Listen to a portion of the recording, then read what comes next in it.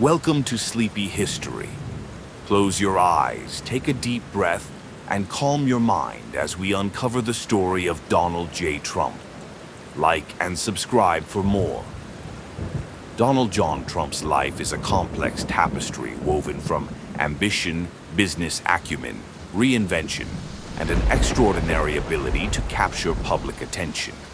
Born on June 14, 1946, in Queens, New York City, to Fred Trump and Mary Ann McLeod Trump, Donald grew up in a family that was already financially successful thanks to his father's real estate business. However, from a young age, it was clear that Donald wanted more than to follow in his father's footsteps. He wanted to build something much bigger, both in terms of business and his public persona.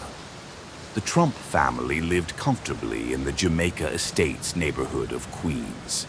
Fred Trump, Donald's father, had built a real estate empire focused on middle-income housing in Brooklyn and Queens, and this success afforded Donald and his siblings a privileged upbringing. However, Donald was a high-energy child with a rebellious streak.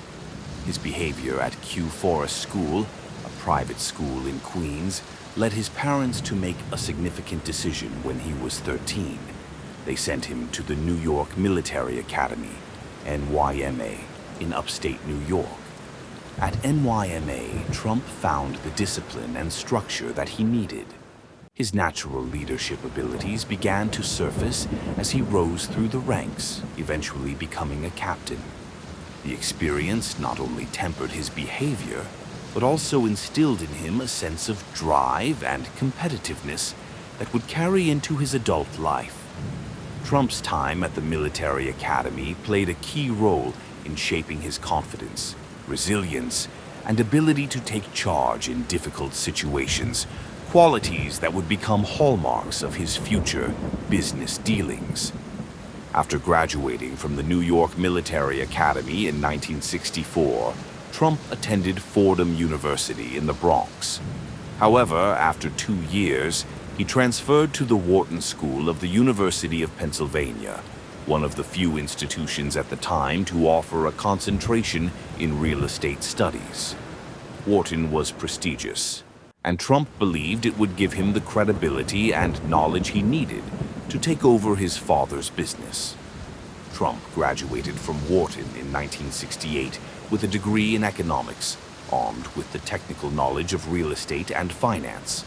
But more importantly, he was eager to make a name for himself in Manhattan, far beyond the scope of his father's work in the outer boroughs. Fred Trump had built a successful business by constructing and managing middle-class apartment complexes, but Donald had his eyes set on something far grander. In 1971, Donald Trump took over the family business, which he renamed the Trump Organization. Under his leadership, the company shifted its focus from modest housing projects to high-end developments in Manhattan. His first major deal came in 1974 when he purchased the old Commodore Hotel near Grand Central Terminal. The hotel was run down and failing, but Trump saw potential in its prime location. He secured a deal with the city to get a 40-year tax abatement, partnered with the Hyatt hotel chain, and renovated the building into the Grand Hyatt New York. This project, completed in 1980, was a massive success, and it established Trump as a serious player in Manhattan real estate. While Fred Trump had been known for his quiet, behind-the-scenes style, Donald was the opposite. He loved the spotlight and cultivated an image of wealth, success, and luxury. His next big project, Trump Tower on Fifth Avenue, would cement this persona. Completed in 1983, Trump Tower became a symbol of Manhattan opulence. The 58-story skyscraper housed luxury condominiums, offices, and high-end retail, all wrapped in a distinctive black glass exterior. The building was a triumph of both real estate development and personal branding. Trump's name was emblazoned in large gold letters, becoming synonymous with luxury. Flush with success from his Manhattan developments, Trump's ambitions grew. Throughout the 1980s, he expanded his empire into new industries, taking on ventures that included casinos, airlines, sports teams, and even professional wrestling. One of his most ambitious projects was in Atlantic City, New Jersey, where he opened Trump Plaza in 1984, followed by Trump's Castle in 1985 and the Trump Taj Mahal in 1990.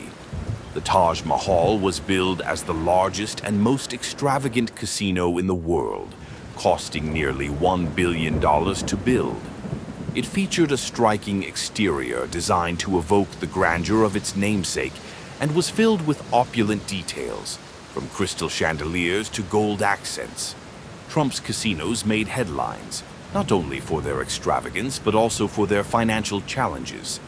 Although they brought in huge revenues, the high costs of building and maintaining them meant that Trump had to take on massive amounts of debt.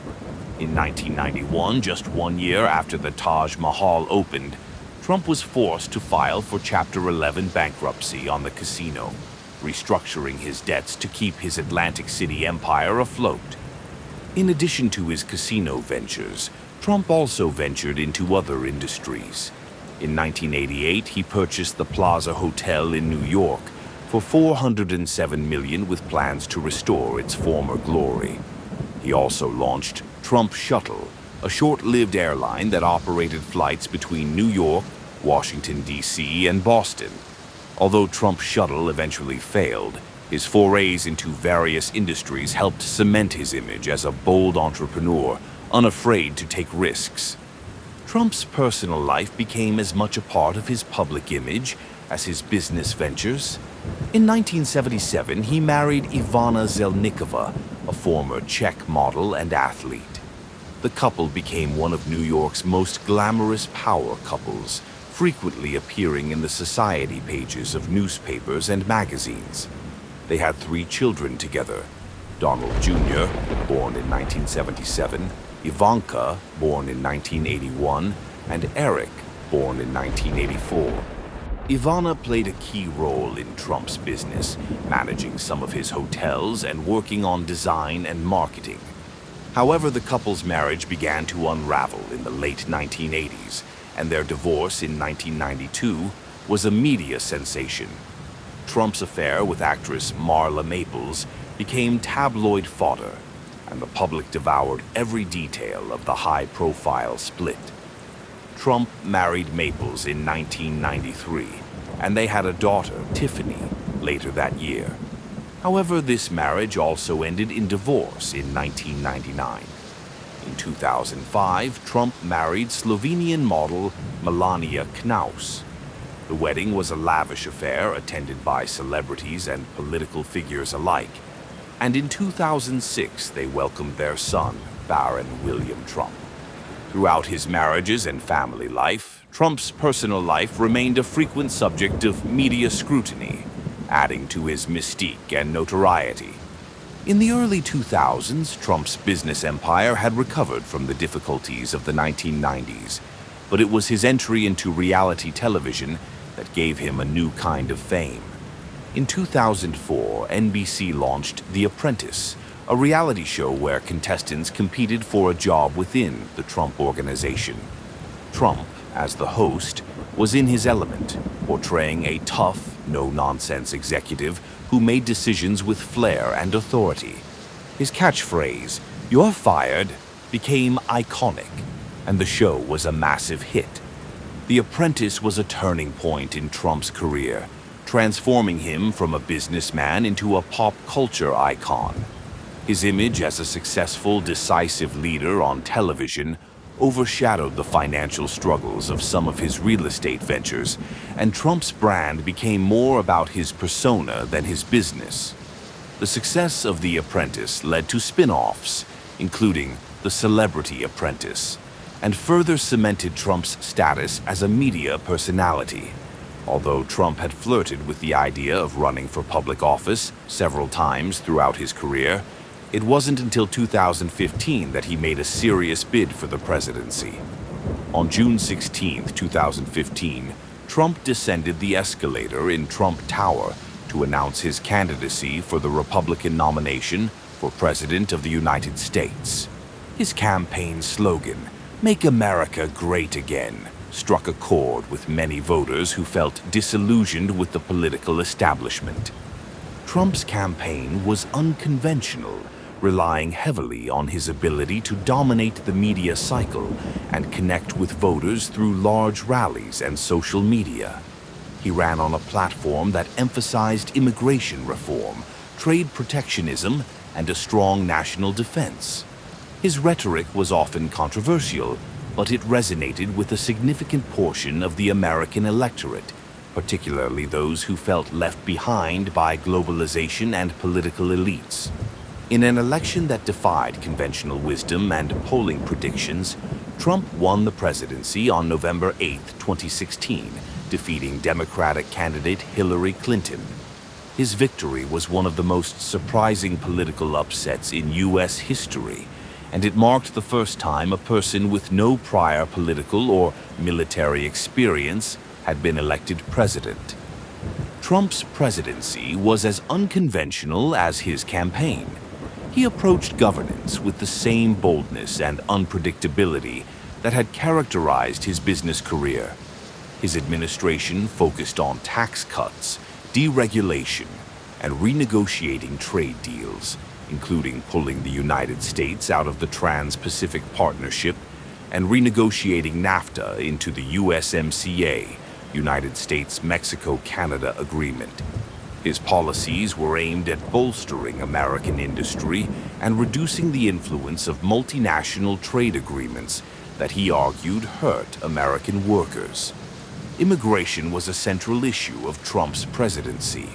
His administration took a hard-line stance, implementing travel bans from certain countries and increasing efforts to build a wall along the U.S.-Mexico border.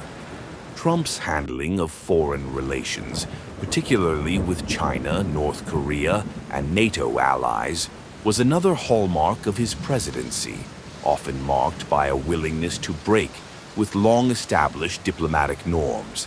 Donald Trump left office in January 2021 following a tumultuous election in 2020 that saw him lose to former Vice President Joe Biden. However, his influence over American politics, particularly within the Republican Party, did not wane. Even after leaving the White House, Trump maintained a strong base of support and continued to shape political discourse through public appearances and social media. Trump's life has been marked by constant reinvention, first as a real estate tycoon, then as a media star, and finally as a political leader. His legacy will be debated for years to come, but his impact on American culture, business, and politics is undeniable.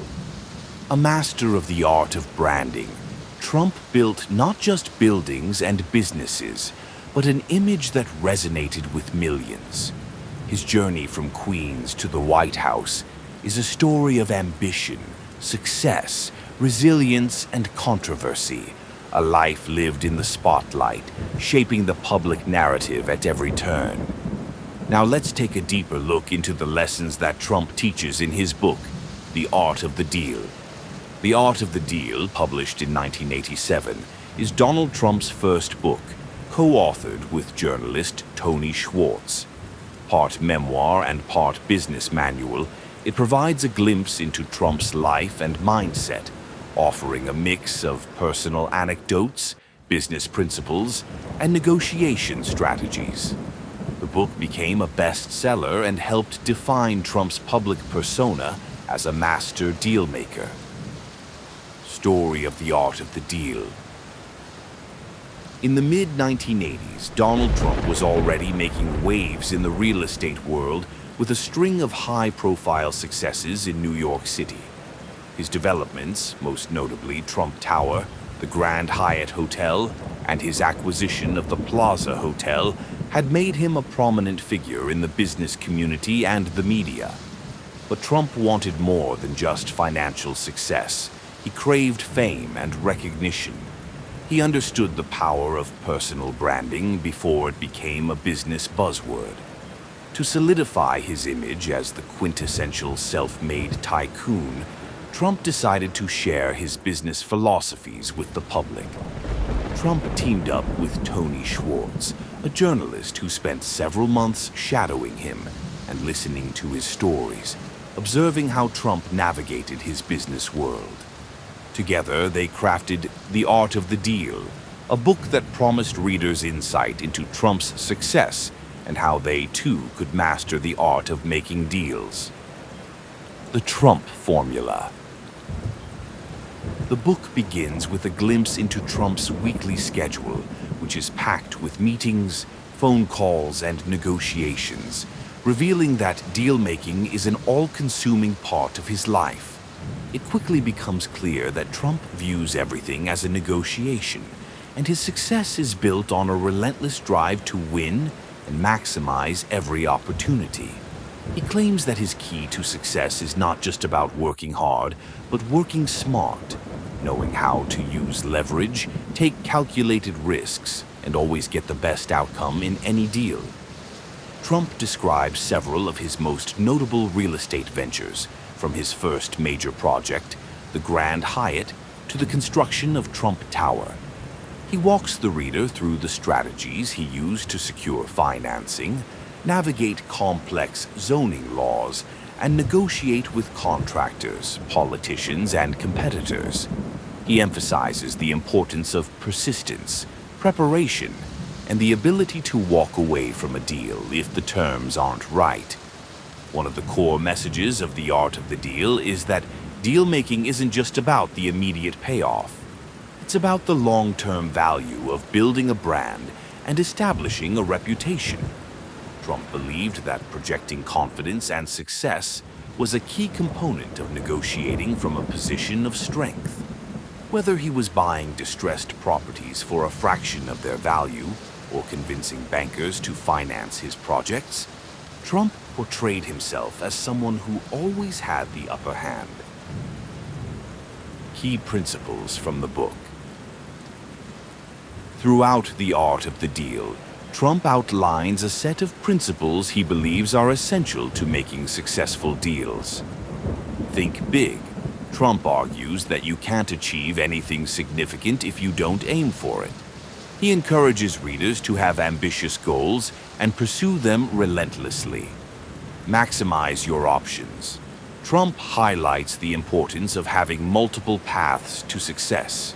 He believes in keeping as many options open as possible, allowing him to pivot when necessary.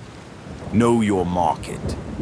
Trump stresses the importance of understanding the market you're operating in, whether it's real estate, finance, or any other field. Having superior knowledge gives you a competitive edge. Use leverage. Trump often talks about the power of leverage in negotiation. He shows how having something that the other party wants, whether it's financing, land, or political influence, can give you the upper hand. Enhance your location. In real estate, location is paramount, and Trump believed in making his properties stand out, not just by location but by creating a sense of prestige and desirability. Fight back. Trump advocates for standing your ground and fighting aggressively when necessary. He often engaged in public battles with his critics and competitors, which he saw as part of maintaining his dominant position. Deliver the goods. While Trump focused on bold moves and aggressive marketing, he also stressed the importance of following through on promises. In his world, a reputation for delivering results is as valuable as money. The Trump persona. Beyond the practical advice, The Art of the Deal offers readers a window into Trump's personality, brash, confident, and unafraid to court controversy. The book portrays him as someone who thrives on competition and views deal-making as both an art and a game. Trump's ability to turn deals into stories, to shape narratives around his business ventures, and to control the media conversation around him are all highlighted in the book. While the book has been criticized for inflating some of Trump's accomplishments and glossing over his failures, it undeniably helped cement his image as a master negotiator and businessman. The persona he crafted in The Art of the Deal, the bold, uncompromising tycoon, became the foundation for his later ventures into television, branding, and eventually politics.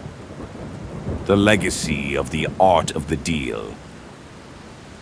Upon its release, The Art of the Deal became a bestseller, selling over 1 million copies. It turned Trump from a New York real estate figure into a national celebrity. The book's success wasn't just in the real estate world, it crossed over into pop culture. Trump's larger-than-life persona, built around his deal-making prowess, became a fixture of 1980s America. It wasn't just a book about business, it was a book about success, ambition, and self-promotion. As Trump transitioned into new roles, hosting The Apprentice and eventually running for President of the United States, The Art of the Deal remained a key part of his mythology. For his supporters, it represented proof that Trump knew how to get things done, how to win, and how to make deals that benefit himself and those who follow his advice. In the end, The Art of the Deal is as much about storytelling as it is about business. It's about how Trump mastered the art of controlling his image and turning every negotiation, every project, and every success into a reflection of his personal brand. Whether you view Trump's success as a result of his strategies or his self-promotion, the book remains a defining piece of his public legacy, showing that, in his world, deal-making truly is an art form.